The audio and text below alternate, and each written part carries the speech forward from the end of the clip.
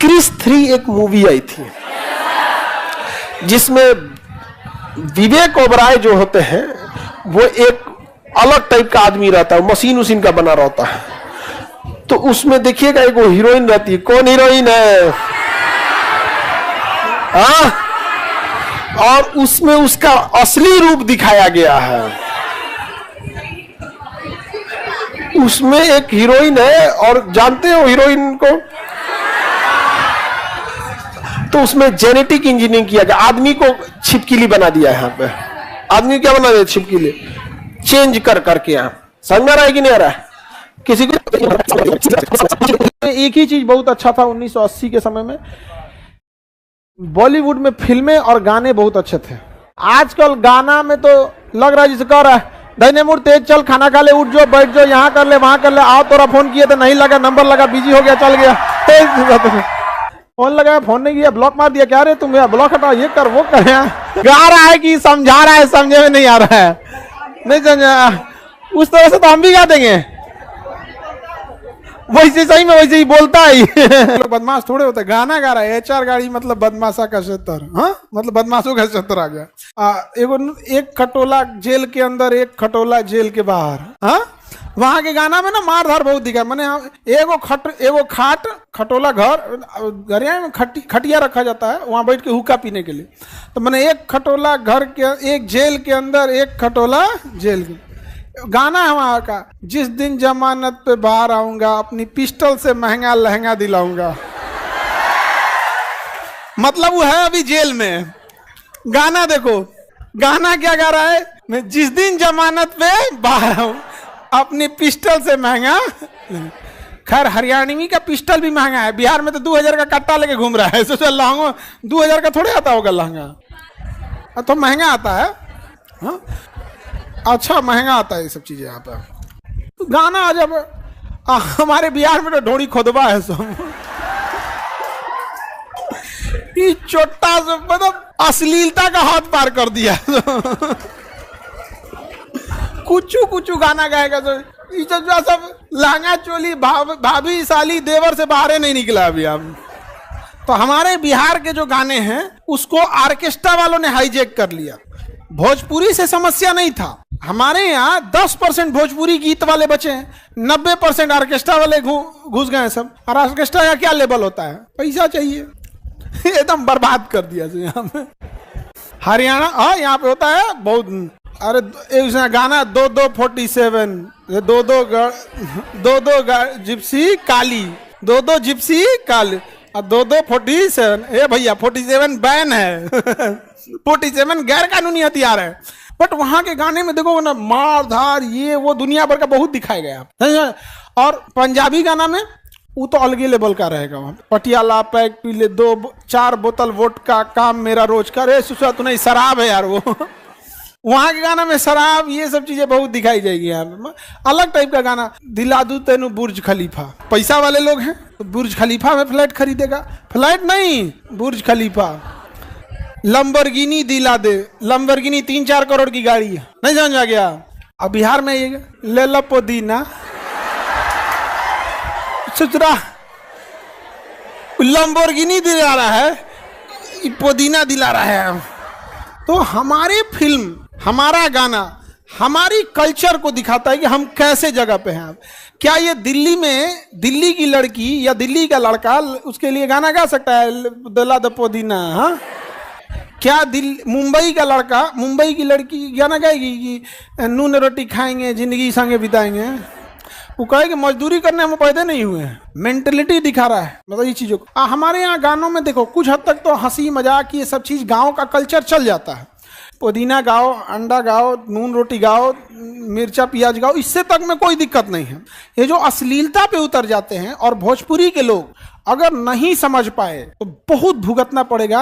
आज के लोग ऑर्केस्ट्रा के नचनियों को भोजपुरी का स्टार समझ रहा है और वो ऑर्केस्ट्रा का नचनिया अपने को सबसे पहले पहले देखना ध्यान से, इन ऑर्केस्ट्रा वालों को स्पष्ट हिदायत है कि आप अपने आप को हीरो नहीं कह सकते, और अलग से ये लगते भी नहीं है कि हीरो हैं, अपने आप को कलाकार कहता है सब। तो एक्चुअल में ये ऑर्केस्ट्रा वाले हैं सब, ऑर्केस्ट्रा का डिजिटल रूप है। तो ऑर्केस्ट्रा में क्या चलेगा, किस टाइप के लोग सुनेंगे? आपको लगता है कि किसी, देखिए भोजपुरी में हम अभी अगेन कर रहे हैं, 10% भोजपुरी के गाने ठीक हैं, अच्छे हैं, बहुत सभ्य वाली भाषा है, लेकिन जो 90% ऑर्केस्ट्रा का हाईजेक हुआ है उन 10% को भी बदनाम कर रहे हैं। और कहीं कहीं जो भोजपुरी के गीत चलते भी हैं तो वो 10% वाले भोजपुरी के लोकगीत चल जाते हैं जिसमें अश्लीलता ना बराबर है या बहुत कम है, एकदम थोड़ा बहुत है। लेकिन 90% जो गाने हैं आप अपने परिवार के साथ नहीं गा सकते, नहीं बजा सकते। और बिहार में जो गवर्नमेंट लोग हैं ये इस पे आवाज नहीं उठाते हैं कि कहीं इनका वोट कट जाएगा। अपना वोट न कट जाए इन ऑर्केस्ट्रा वालों की वजह से, भले बिहार बर्बाद हो रहा है तो होने दो। किसी नेता, किसी मंत्री का भाषण में सुने हो कि हम एकनी पे रोक लगाएंगे? बर्बाद कर दिया सब। हम लोग के टीचर लोग भोजपुरी में पढ़ाए हैं, लोग पूरी पढ़ाई हम लोग भोजपुरी में पढ़े हर स्कूल में। तनी बाबू तनी पानी ले ले, ये देखा तो भाटा खत्म हो गई, लिया हो तो चौक को भाटा बोला जाता है गाँव में। तो टीचर लोग बोलते हैं ऑर्केस्ट्रा के नचनिया बोल रहा है। तो हम लोग जब भोजपुरी बोलते हैं ना बाहर में कहीं, तो उनको लगता है कि इयो वही है, बहुत दिक्कत हो जाता। ये गलिया ये चौबारा, यहाँ आना ना दोबारा, अब हम तो हुए परदेश कि तेरा यहाँ कोई नहीं। समझ में आ गया कि नहीं गया? एक सदन से गया। ये गाना हमको लगता है राष्ट्रपति के लिए बनाया गया था। ये सब गाना मत सुनना आप लोग, ये सब पुरान जख्म उजाड़ देता है, कुरेद देता है यहाँ पे। समझ में आ गया कि नहीं? लड़की सब और तुम लोग ने नहीं सुना है, लड़की जब ने शांति से बैठ के तकिया पकड़ के सुनेगी, बाप कितना बढ़िया था। ये सब गाना कोई नहीं सुनेगा। सारा लड़का को कहते हैं कोई ये सब गाना नहीं सुनेगा, सैड सॉन्ग पुरान दर्द उपाट देता है। अच्छा, हमको तो गुस्सा तब लगता है जब कोनो सिंगल रह के सैड सॉन्ग सुनता है।